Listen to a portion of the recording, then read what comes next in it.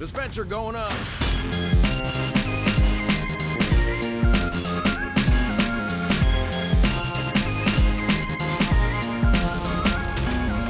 Well, I guess that'll do.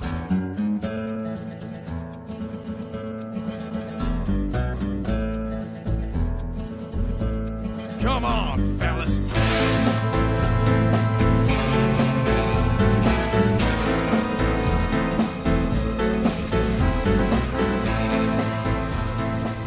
Hey everyone, Uncle Dane here with the first installment of Engineering 101, a series of videos where I will go over a specific aspect of the engineer, including my own personal tips for improving the way you play as the hillbilly construction worker. Keep in mind that this series of short, simple, and to-the-point videos are aimed at those of you who have already played a little bit of Engineer, but are more or less still new, and therefore unfamiliar with most of the basic things that you can do to assist your team both defensively and offensively.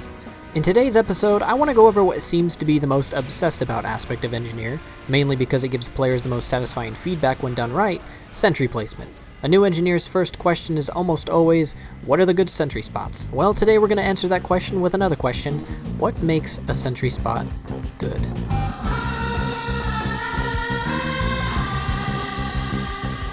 Situationally speaking, there are so many factors that can go into what makes a sentry spot give you effective results, but for this video I will go over a few of the basics of what I'd like to consider an area good for placing a sentry gun.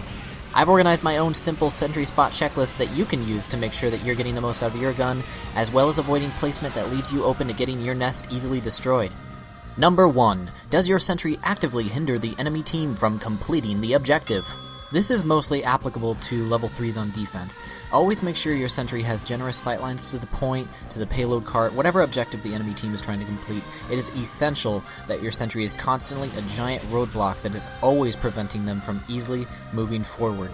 On defense, placing your gun in an aggressive spot can be an effective way to rack up some cheap kills, but if it's not watching the point, it is all too easy for a spy or a scout to get behind you and backcap when the point is clear. The entire point of a sentry gun is area denial, and if you are denying the wrong area, you are not using your gun to its full potential. Number 2. Does your sentry have sightlines to common entrances and choke points, aka create a large bubble? So when you're placing your sentry, you may notice that a large team-colored 3-dimensional bubble appears, showing you exactly where your sentry gun's auto-aim system stops targeting enemy players. Keep a close eye on this bubble when you're choosing your spot. You want to make sure that there is a lot of ground your enemy can't step into. Keeping your sentry gun tucked back in a corner renders half of the potential covered area useless. Try and place it in a way where the edge of the bubble extends over as many common entrances and choke points as you can. Using the right mouse button to rotate the front of the gun towards the most common area of traffic also helps a lot with consistent damage output. Number 3. Can enemies do damage to your sentry without it targeting them? If the answer to this question is yes, this may not be the ideal sentry spot. Sometimes this is unavoidable, but in cases like these, the Wrangler can always help in denying enemies the freedom to peek at your gun from afar, as well as tanking the extra damage it will be receiving.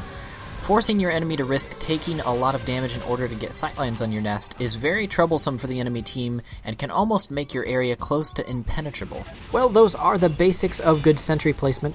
I hope this video can help you decide on where to put your next sentry gun. Thank you so much for watching, and stay tuned for more future episodes of Engineering 101.